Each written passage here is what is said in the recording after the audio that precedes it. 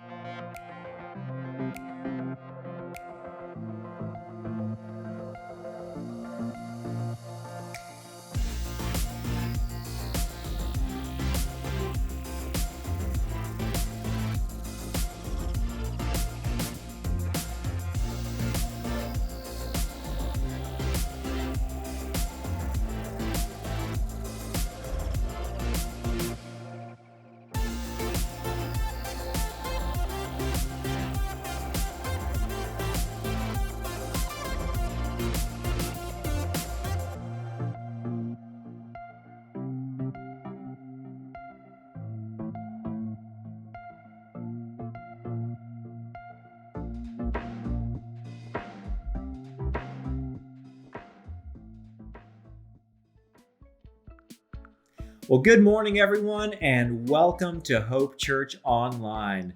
If you're new, my name is Jason. I'm the lead pastor on staff, and today I'm interrupting our regularly scheduled broadcast because I've got a big announcement to share with you guys today.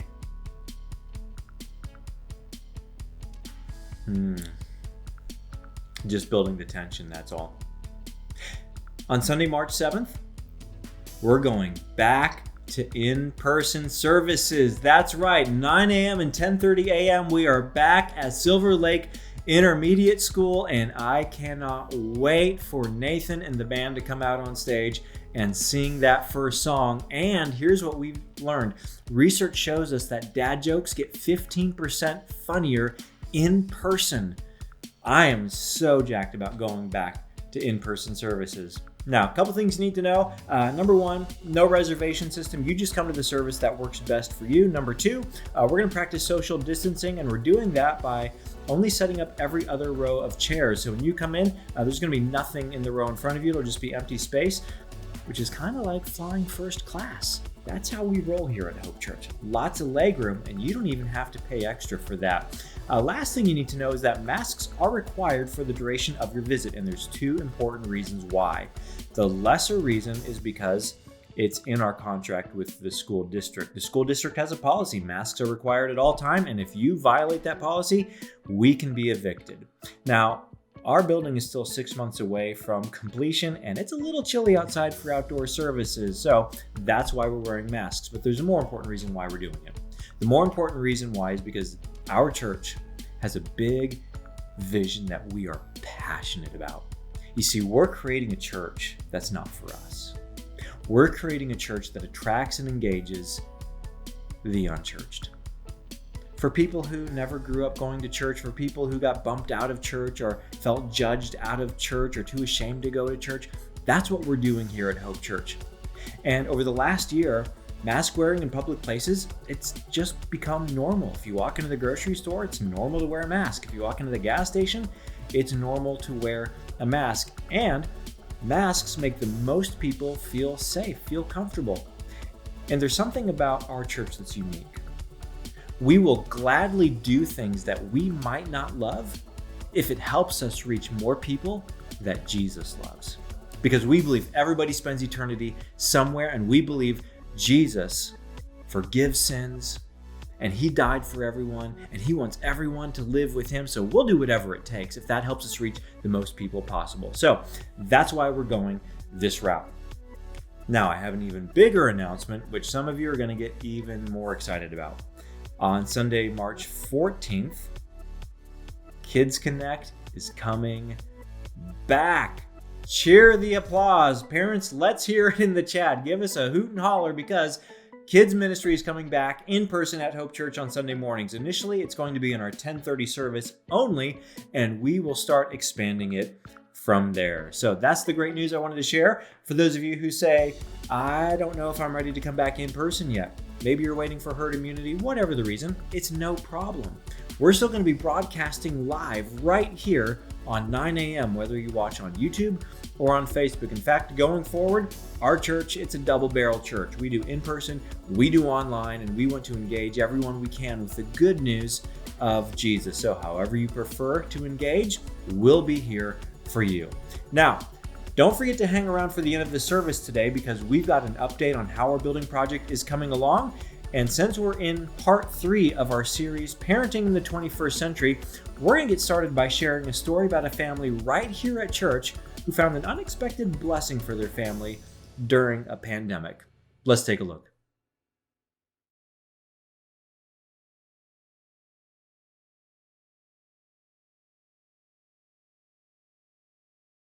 My name is Matt Silke. This is my wife, Elizabeth. We've got 2 boys, 6 years old and 4 years old. There are so many memories that we've made this past year. It's been a really rough year for a lot of people, but because we were out and about so much, the kids, they did really well. They saw a lot of different parts of the state.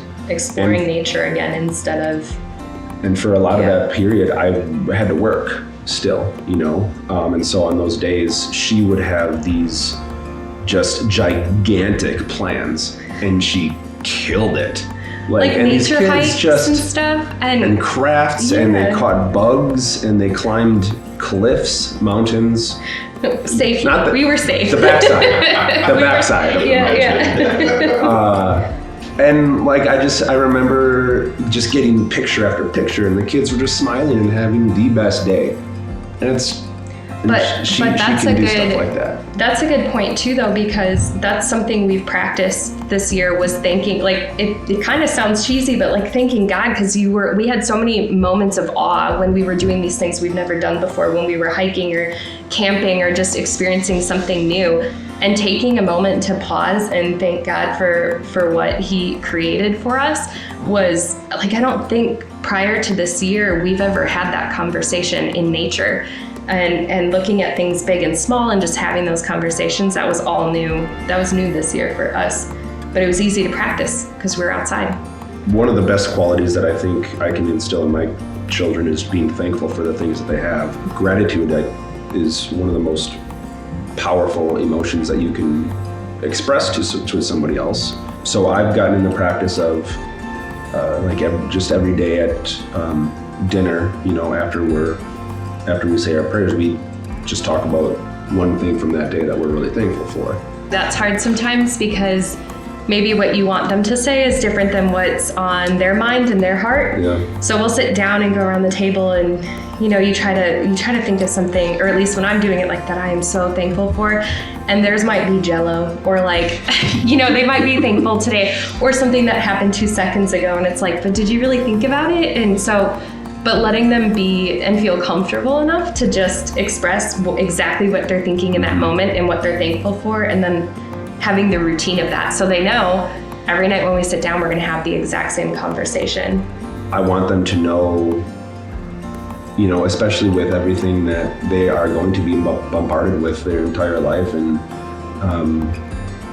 that there's so much in this world and there's so much goodness, and just to get out and explore it, and just to share that with them,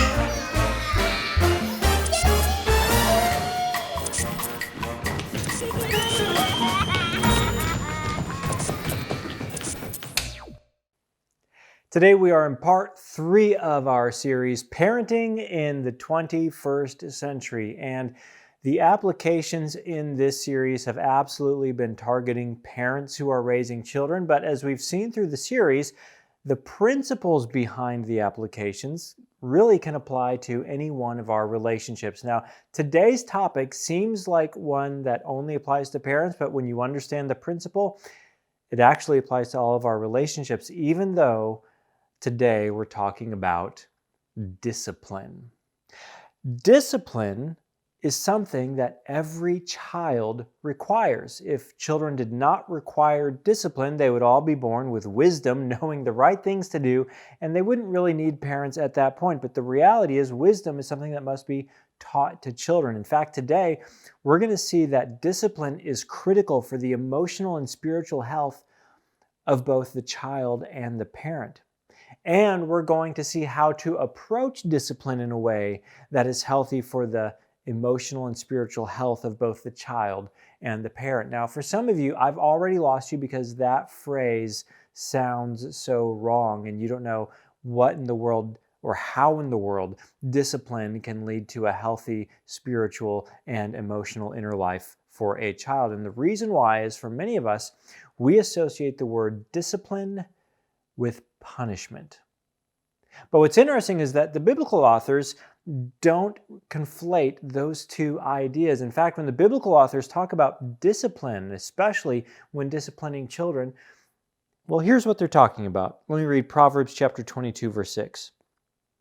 Start children off in the way they should go, and even when they are old, they will not turn from it. So start children off in the way they should go. The purpose of discipline is about the way. It's about the path through life.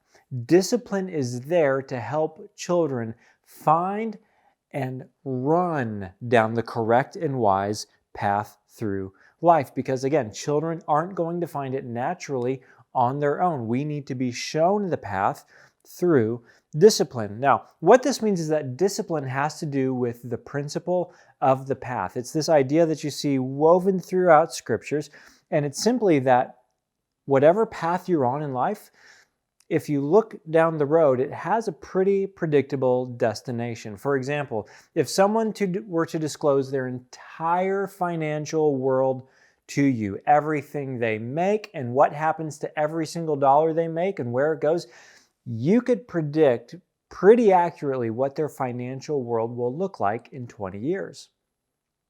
If someone were to show you everything they eat in the course of a week, they just document everything that goes into their mouth and they just let you see all of it, you could probably predict pretty accurately what their health will look like 20 years down the road. If you were to describe exactly how much time you spend every day and how you approach seeking God's presence daily, I can predict pretty accurately what emotions will dominate your inner life 20 years down the road. And if someone could set up cameras in your home and watch how you approach discipline with your children, we can probably predict what way your children will go down and how your relationship will look with your child 20 years in the future. But Solomon wrote in the book of Proverbs, start children off in the way they should go, and even when they are old, they will not turn from it. Or, to quote the great Navy SEAL theologian Jocko Willink, discipline equals freedom. You see, it is the embrace of discipline, it is the embrace of restriction that actually leads to maximum freedom in life. For example, if there's a person who refuses financial discipline, pretty soon they are going to lose all of their financial freedom. If there is a person in life who gives away their discipline when it comes to work ethic, pretty soon they're going to lose freedom to have a variety of careers. Discipline is critical for our future, for our emotional and spiritual well-being, because it's discipline that equals and leads to freedom. So when I talk about discipline, the goal is not to punish children. That's not the goal of the biblical authors. Effective parents know Effective parents know that the goal of discipline is to show children the path to healthy relationships with people and with God. Let me say that again. Effective parents know, wise parents know that the purpose of discipline is to show children the path to healthy relationships with other people and with God. Now, before we get to the Bible today, I want to give you kind of a framework on how a parent's approach to discipline has to change from season to season of development. And if we miss this, we're going to take the wrong approach to discipline in a certain season of life. So I'm going to break this up into 5 stages of development in the lives of children, and whatever stage they're at shapes the approach you should take to children. So the first stage of life is the connection stage. From age 0 to 1, the goal of the parent is to connect with their child, that the infant would know, my mom and dad are there for me. They meet my needs. I am connected to them. I can trust them.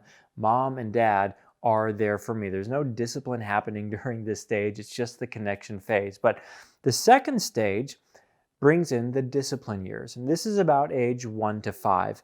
And in the discipline years, the purpose is to teach children that we live in a world of cause and effect, that we live in a world where the law of harvest is in play, that you reap what you sow. This is the stage where wise parents teach children that there's a connection between sin and consequences. And when you sin, that always brings negative consequences into your life. So the focus on this season is on what, not why. What and what the family values and principles are, and the behaviors that violate those family values and principles. We live in a world where you reap what we sow. The third stage of discipline comes in the training years. This is from age about 5 to 12. This is the stage where we start to add why to the what. This is where we explain what's behind those values and what's behind those things that matter in this family. Because before that age, they're too young.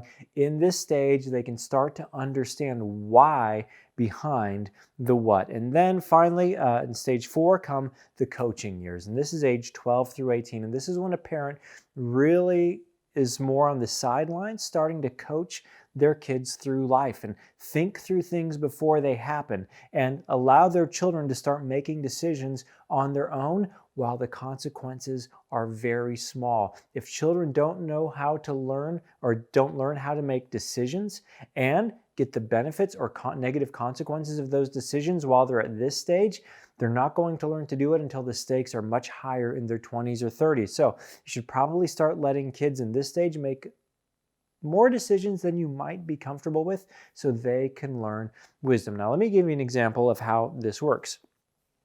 In the discipline years, we focus on what?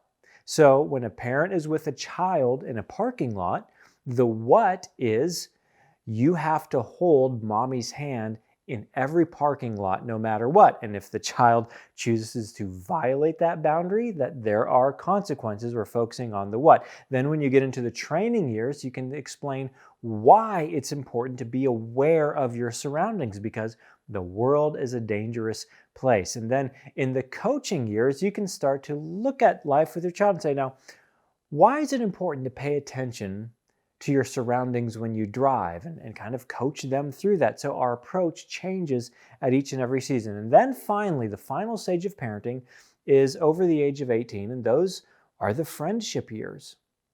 And if a parent has handled the connecting and disciplining and training and coaching years in the proper sequence, the friendship years come then, and they begin to relate more as peers. Now, a mistake parents make, they make a few mistakes, and I've seen this, especially when I used to be in youth ministry as a pastor. The first mistake is that parents skip the discipline years and then try to begin discipline when they should be focusing on training or coaching. And especially parents who wait until their kids are teenagers to start disciplining, it's over by that season. You missed the window, and those are going to be some brutal teenage years for both the child and the parent. So don't skip the discipline years right out of the gate. That's a critical season.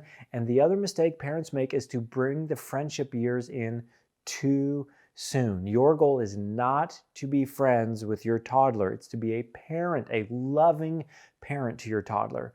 The goal is not to be friends with your middle school student or your high school student. It is to be a loving parent for them at that season of life. They are in this order for a very important reason. Now, that's just a framework, something to get a handle on as we approach today's topic of discipline. Now, when I approached this as a dad, when Kathy and I had our kids, I thought the discipline years will be easy. It'll be pretty simple because I'm a pretty logical guy. So we'll just make rules.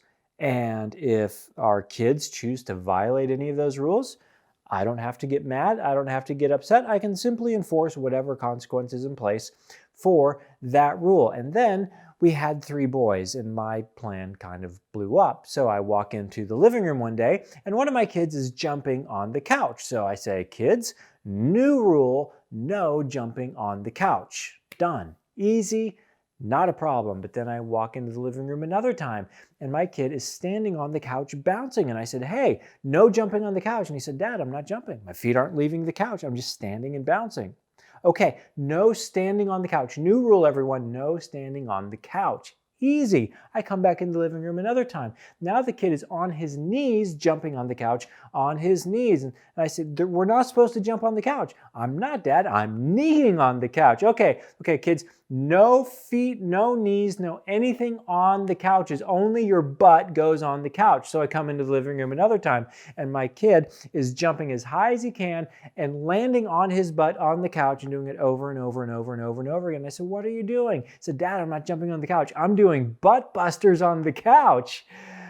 Now, I realized that this approach to parenting wasn't going to work on the day that there was a pet frog that a boy had caught outside and decided to keep in the cereal box so he would have plenty of food. And it suddenly dawned on me, raising 3 boys, I can't make rules fast enough to keep 3 boys in line. There are not enough words in the English language to make enough rules to keep 3 boys in line. And I realized I need an entirely different approach to raising kids that isn't about making rules. And besides, if you raise kids in an environment where it's all about rules and follow the rules, that's how you push kids away as they move through the different season.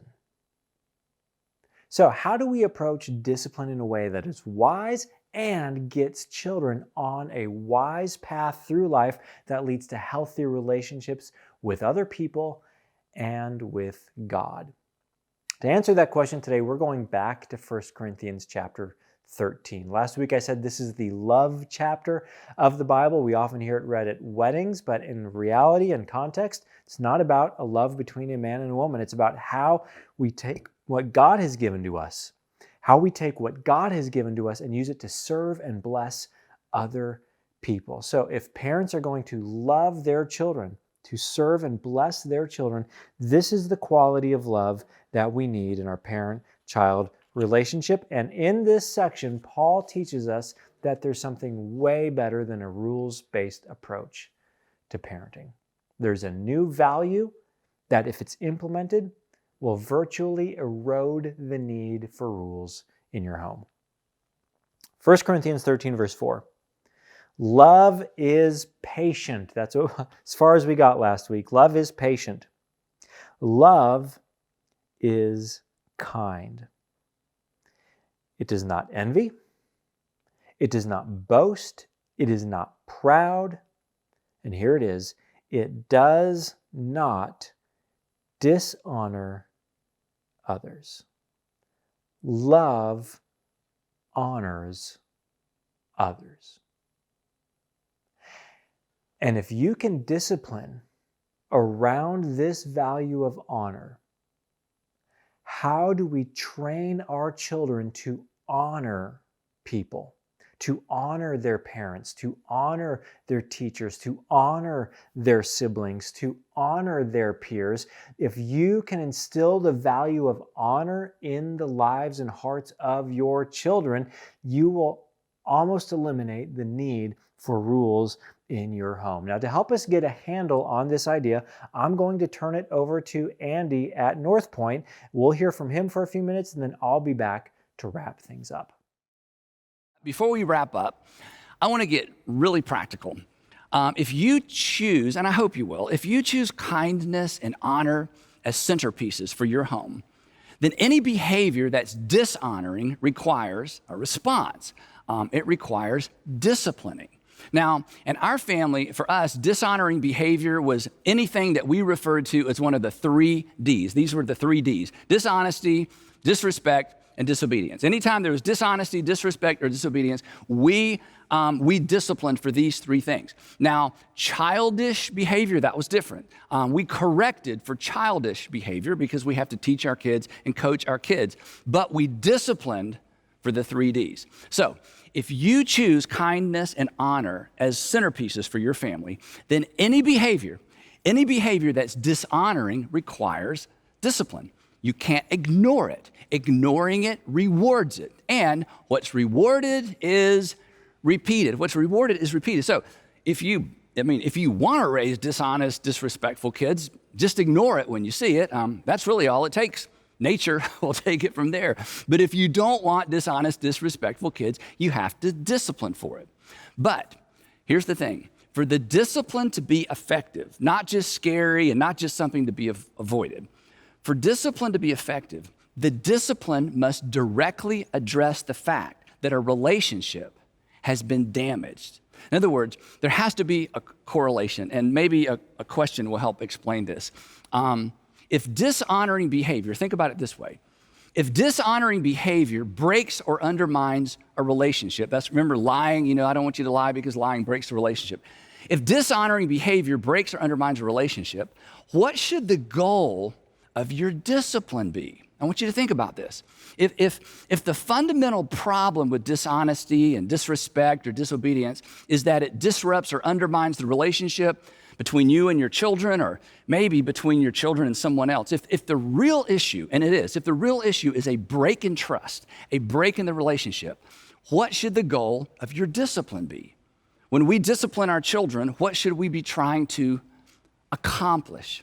Now, again, I've been doing this a long time. I spent many, many years working with middle school and high school parents, and here's what I observed. For many parents, and I understand this, for many parents, there's not really a goal.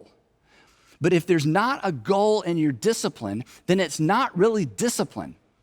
It's just punishment. Because discipline makes a person better. This is why we all wish we were more disciplined. But punishment rarely makes anybody better. Punishment just makes people careful so they don't get caught next time. It doesn't make us better, but it certainly has the potential to make us bitter, right? And here's why, because the message of punishment is this: if you don't obey me, bad things will happen to you. And when you think about most of the punishment that goes on in most homes, assuming it's going on, it's really little more than payback. You did something bad, so I'll do something bad to you. You inconvenienced me or you embarrassed me, so I'm going to inconvenience and I'm going to embarrass you. So again, if dishonoring behavior breaks or undermines the relationship, think about it, then what should the goal of your discipline be? And the answer is restoration of the relationship. The goal of discipline is restoration of the relationship. If disobedience, disrespect, dishonesty damage the relationship with you or anyone else, the discipline should facilitate restoring the relationship. So here's the takeaway. Discipline your children in the direction of relationship restoration. And the sooner you start, the better, because relationship restoration is something that must be taught. We don't come into the world understanding how to do this. And in fact, let's face it, you know some adults who've never figured this out. Perhaps you've never figured this out. If you've ever said, I don't know why you're still upset. I said I was sorry. If you have ever said this or anything like this, perhaps you've never learned the art of restoring a relationship. I don't know why you're still upset. I said I was sorry. You know what the implication is? The implication is, doesn't saying sorry restore the relationship? I mean, doesn't saying sorry get us back to where we were before? No. In fact, in some cases, simply saying you're sorry is insulting. It communicates, something must be wrong with you if you're still not okay after I said I was sorry. Now, the fact that so many parents don't understand this explains, honestly, I think why so many parents are so ineffective with their discipline. They punish. It's just a standalone event. There's no goal and there's no lasting outcome, and nobody is better and nobody is better off. And I think, too, it's why there's such little creativity in parental discipline. Parents just take things away. Maybe this is your habit. They put their kids in timeout. When they're older, they just put them on restriction and ground them. None of which has anything to do with restoring a broken relationship. Jimmy mouthed off to me, so I took his PlayStation away for a week. Really? Well, how's the relationship going? Well, he hates me. Taking stuff away should be a last resort because nobody learns anything. They just try harder not to get caught next time. Now, if you're tracking along with me, you may be thinking, and I hope you're thinking, okay, Andy, I get it, but how? What does it look like? What do I do? And I'm going to give you 2 examples in a minute. But here's the thing. You are smart enough to figure this out. Once you recognize, and this is so important, this is important in your marriage, this is important raising your kids, this is important for your kids to understand, this is important in every relationship. At the heart of every transgression is a damaged relationship. At the heart of every transgression, I know this is kind of, a big, somewhat of a Bible word. At the heart of any act of dishonesty or disrespect, at the heart of every transgression, something hasn't just happened. At the heart, at the epicenter of what happened is a damaged relationship. Consequently, the discipline must in some way restore the relationship. Otherwise, it's not discipline. It's just behavior modification.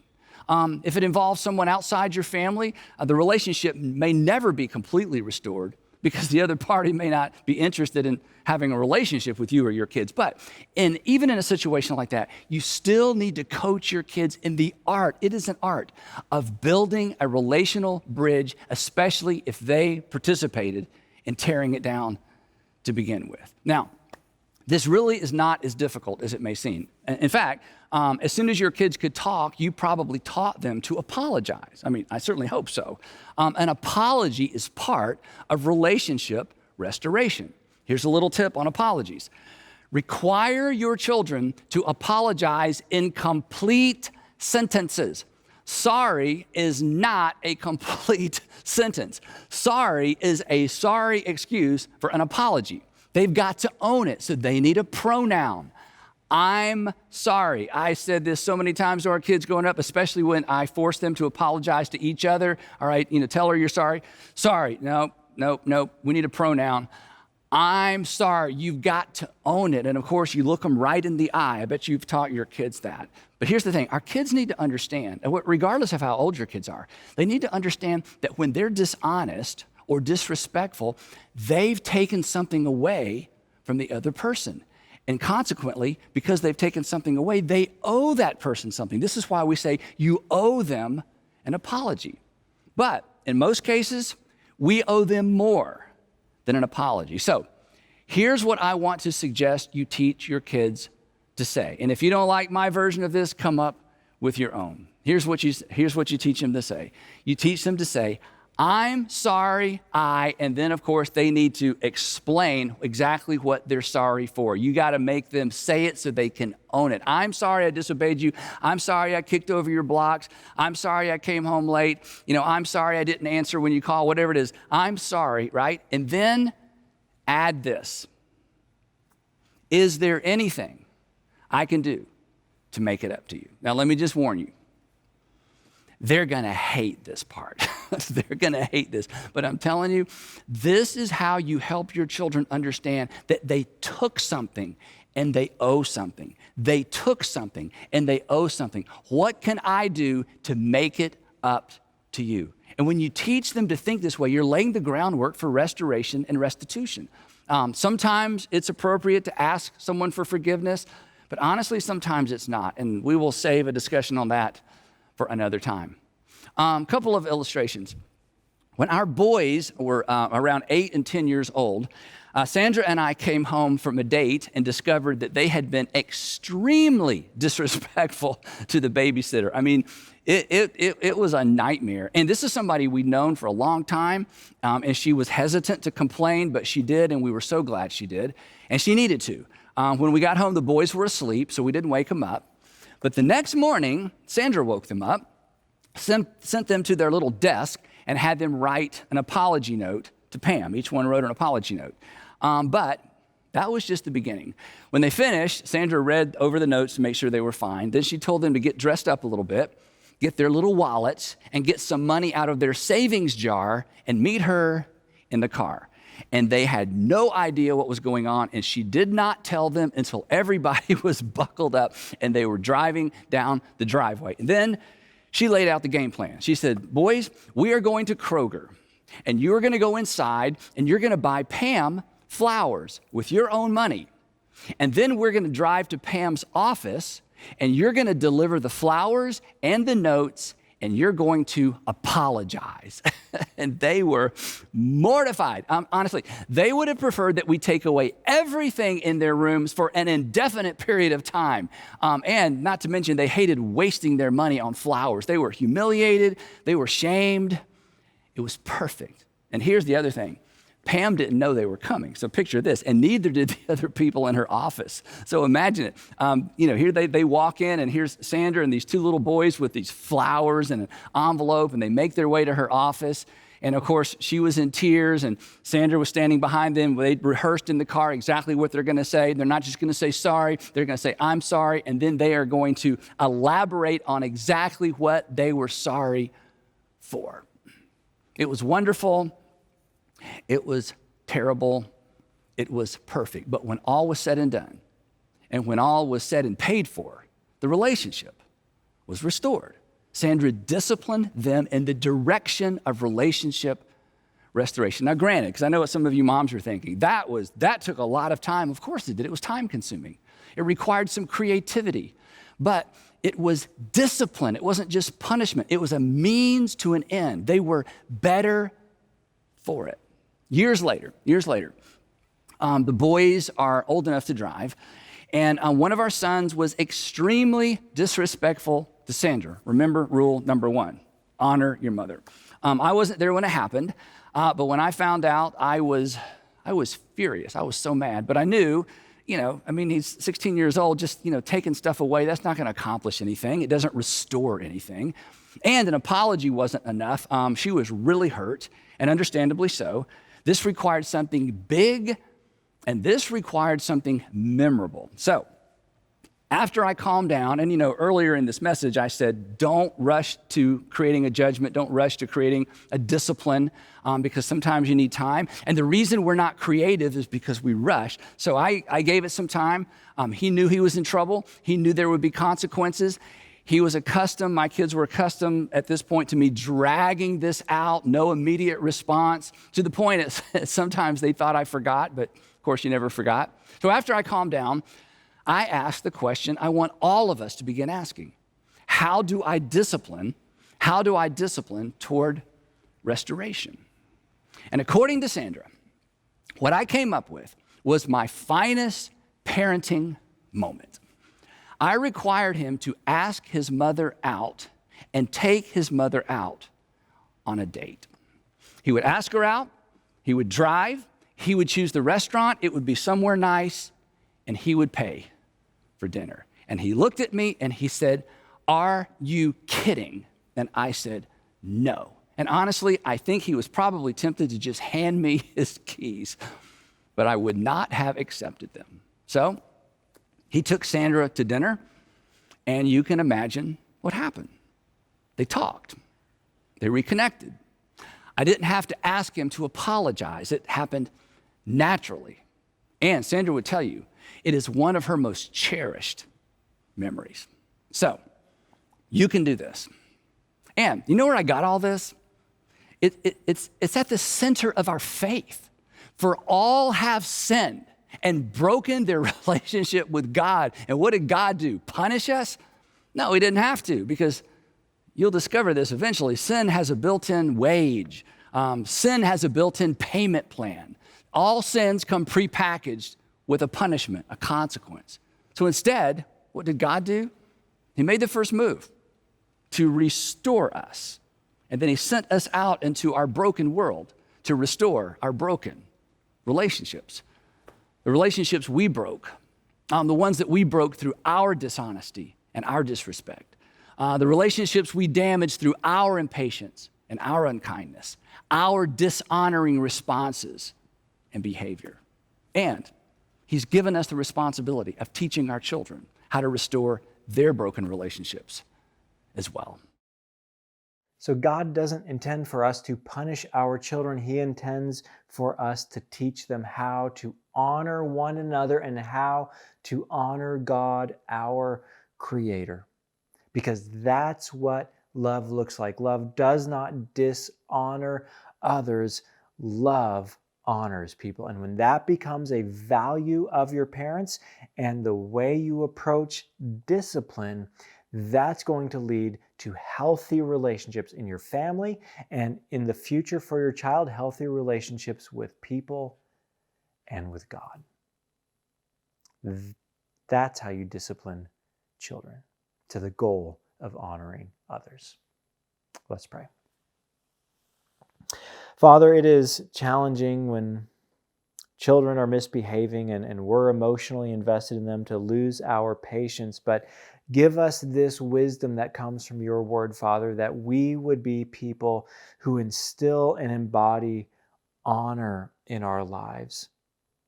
Give us the wisdom and the guidance to instill this value in our children's life so they can have healthy relationships with people and with you, their Creator, who loves them. We ask this in Jesus' name. Amen.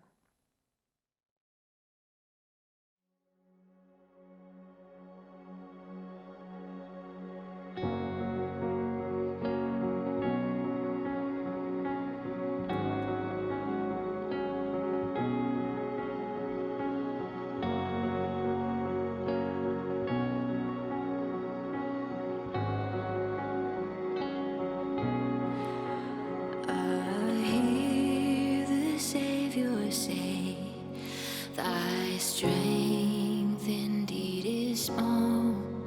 Child of weakness, watch and pray. Find in me thine all in all.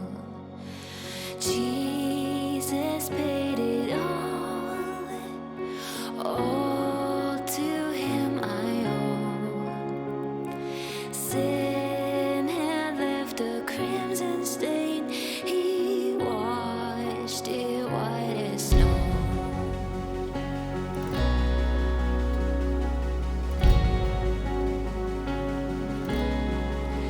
Lord, now indeed I find thy power and thine alone can change the leopard's spots and melt my heart of stone. Jesus paid it all to him I owe. Sin had left a crimson stain. He washed it white as snow.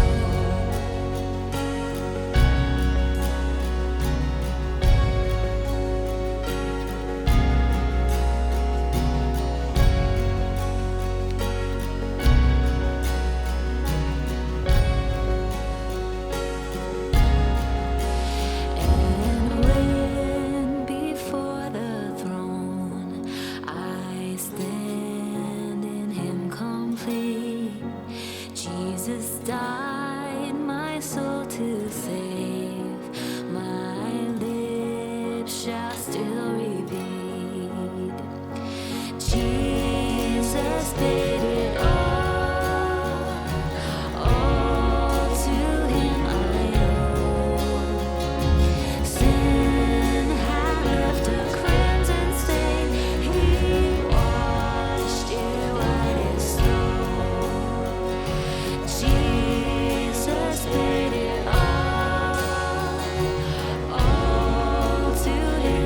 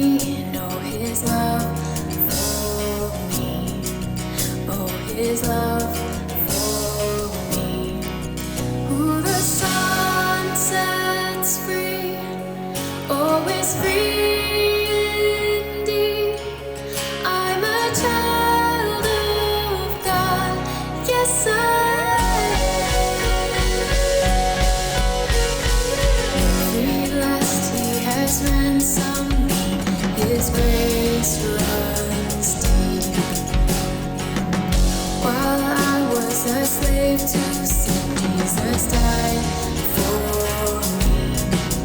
Yes, He died for me. Who the Son sets free, always free indeed. I'm a child of God. Yes, I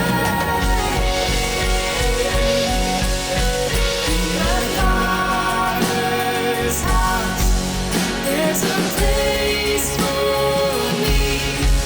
I'm a child of God. Yes, I am chosen, not forsaken. I am who you say I am.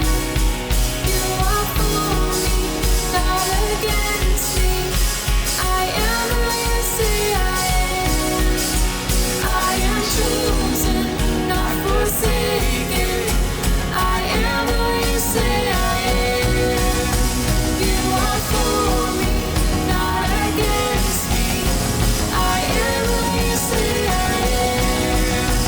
Oh, I am who you say I am. Who the Son sets free, who is free indeed. I'm a child of God. Yes, I am. In my Father's house, there's a place for me. I'm a child of God. Yes, I am.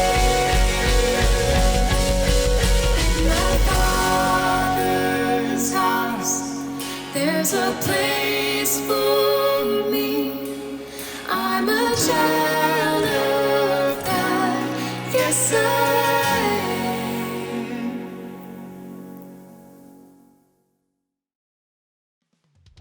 Hey everyone, this is your February update on what's been going on out at the job site. The weather, as you know, has been frigid lately, so progress has slowed down a little bit, but all in all, everything is still right on track. We'll get you an update on the job site, and I'm going to show you around. Let's check it out. Good afternoon, everybody. Back here at the project. It's going well. A couple cold weeks here. We're getting ready to pour the auditorium floor this week, so it's getting exciting. We'll get the auditorium closed up and start the inside finishes on that, and continue working on the outside of the building at this point until the weather changes a little bit for us to get moving a little bit more on the outside. So that's kind of the update for this time. Awesome. Thanks, Jason. Thank you.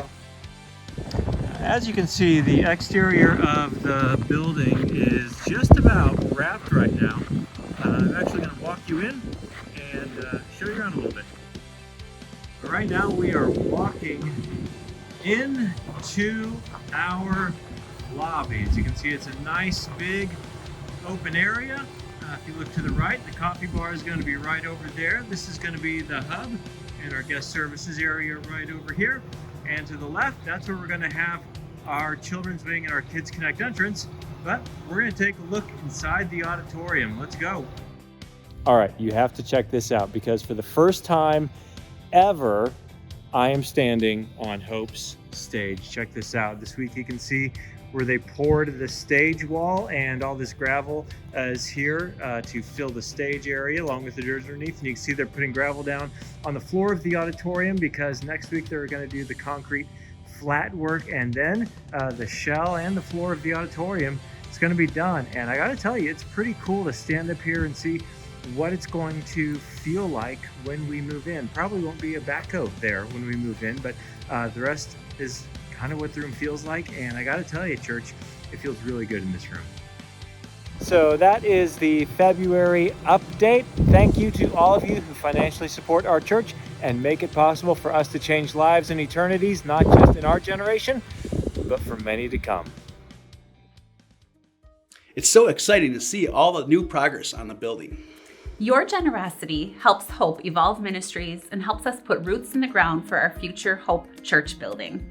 If you're interested in supporting the mission of Hope, click on the link in the chat or visit our website. We hope you've enjoyed today's message. We have learned so much over these past several weeks, and we're looking forward to the last and final message next week. We hope to see you right back here next Sunday. Have a great week.